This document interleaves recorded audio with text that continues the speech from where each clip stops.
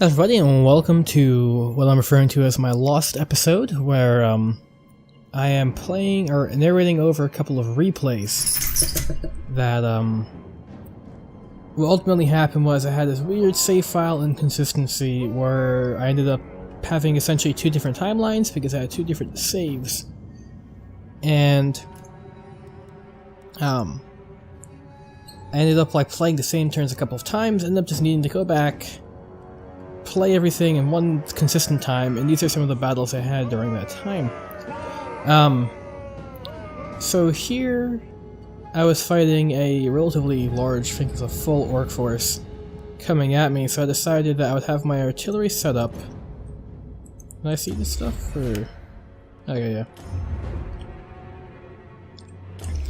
Not like that. Such a way that I would just have this whole area as my firing range. Have all my range units up front and just destroy them while they're in this ditch. Well, for the most part, they can't really see them after this drop-off. That kind of fucks up. Also, what I noticed is that this is terrible.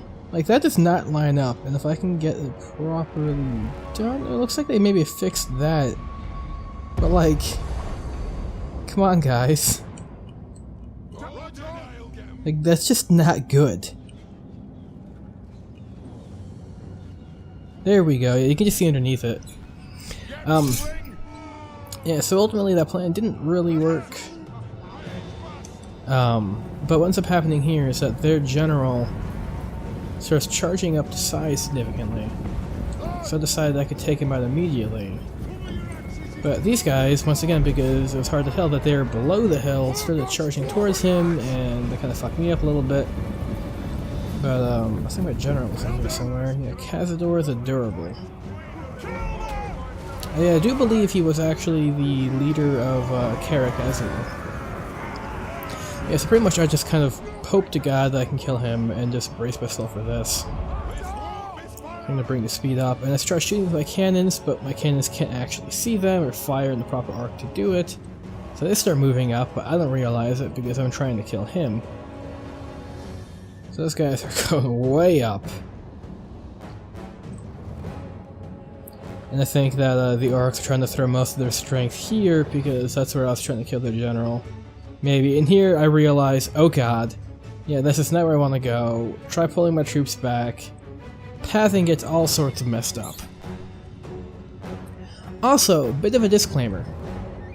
This battle was actually recorded in a previous version of the game, so I don't know what kind of nerfs or buffs or anything any of these units have had, but technically, a replay is simply an AI doing the exact same commands as you did during that game. So, if for some reason, like, the orcs got a buff, they could start just killing me more than when I fought this. And could end up being a very actually different fight, so there might be some inconsistencies. Or even something, say, like morale and whatnot. But, yeah. Not too much of a, battle here. We got the Longbeards. These Longbeards is a great weapon to fucking array. But they kind of start like breaking my flanks here a little bit. Because I tried throwing everything towards the middle. But I think around now is going to be the time where also this flank just starts breaking.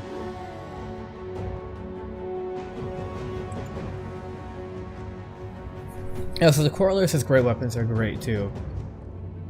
Like, they are really good melee units. And they're crossbows. So, like, if they get attacked, like, say by, like, a goblin wolf infantry or something, then they'll probably win.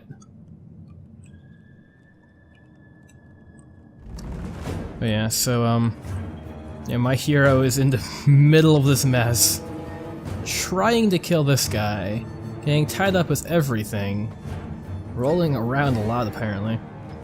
While these dwarf warriors and longbeards are just holding this line from the highly inferior goblins. Yeah, by this point I'm actually moving this guy around the side here, so I can maybe try hitting them from the top.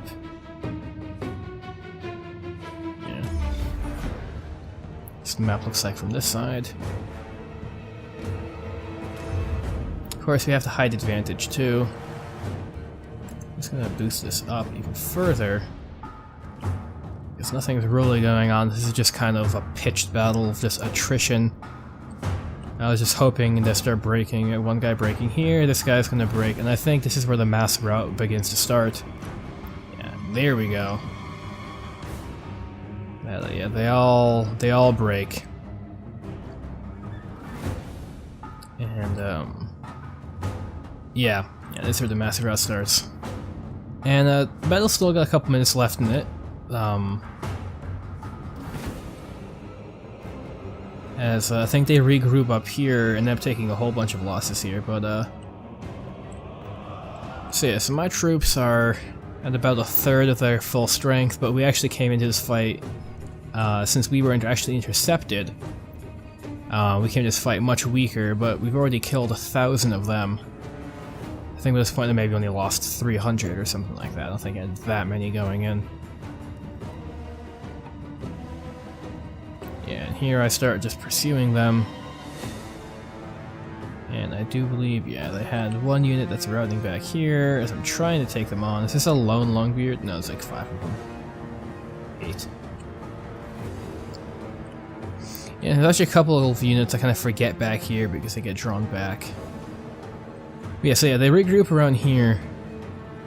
And at this point I'm just trying to put as much pressure on them so that they just keep breaking. Yeah, firing cannons into them and my grudge throwers and whatnot.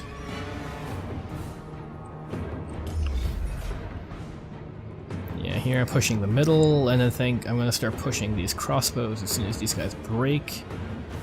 Yeah, so these guys breaking, so now I think that these guys are gonna start moving here. Yeah.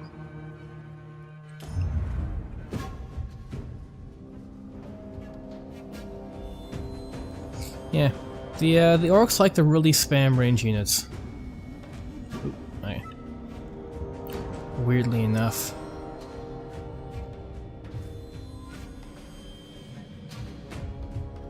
Yeah, I see, like we start taking a lot of losses and stuff too, get flanked, but at this point, just with all of the routing units, there's really not much else they could do.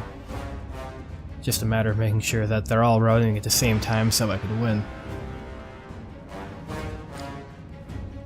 At this point, yeah, I've ended up killing. I think I've lost about 200 dwarfs since the last time I checked, but we ended up killing something like 900 orcs in that time.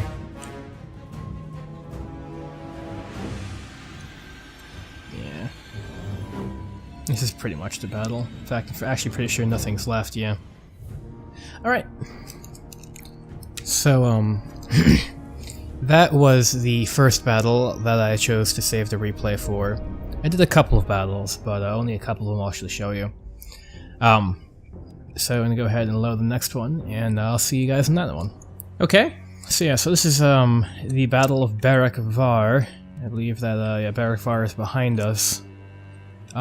This is one of the major settlements, kind of on the Border Prince borders. Sort of a big little geyser or something here. So yeah, so we had an orc uprising that there's a lot of grudges left outstanding, which is causing a whole lot of discontent in my cities, but discontent doesn't produce dwarf rebels, it actually produces orc rebels. So there's a goblin shaman, I think, leading them. Yeah. And their forest consists of this goblin shaman, with a whole bunch of savage orcs and goblins, which is fun. The savage orcs have become a thing now, and they got really cool models if you look at them. They're all covered in war paint, and they look really crazy. So as the proper dwarf as I am, I started on top of this hill, artillery right at the top, you know, range unit line, and then my soldiers directly beneath them so that they could fire over them. This is a very, very standard dwarf setup, but it's very effective. Really suits their playstyle of very heavy, strong range weapons. So, yeah, here we start firing at them, and of course Thorgrim Grudgebearer is leading them. And, yeah, once again, our units were weakened, so 700, they started with about 1100.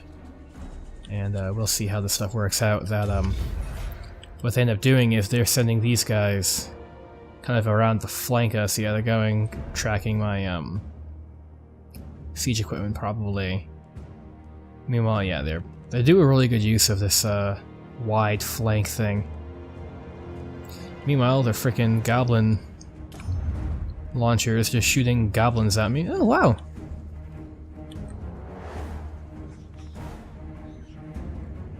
Was that night goblins? Huh, I didn't know they could do that. So yeah, so pretty much I just choose to engage them head on.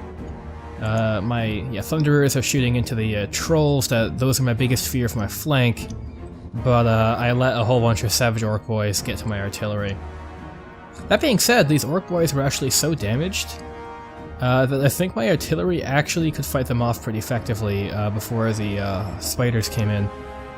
But pretty much I sent Thorgrim to counter their chariots with these miners. So there's miners, and I think there's also miners with blasting charges who I'm trying to use to scare off all of the cavalry. Yeah, so this fight pretty much goes on like this for a while. They bombard me with a lot of artillery. They're really kitey on this flank, so I just keep pushing them off. And their shaman just keeps buffing his troops, and they're just desperately trying to get my stuff, but I think, yeah, my dwarf warriors are great weapons. Eventually I catch them running away and send them towards the trolls, hopefully with enough armor piercing and strength to do it with those great weapons.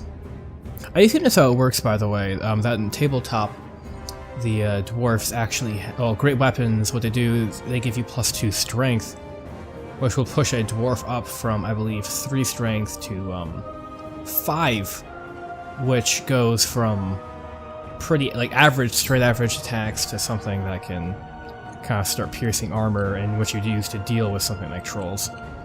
Yeah, so their entire time, they're just trying to flank me, but I've broken their front line pretty much. What I end up doing here is just trying to get their shaman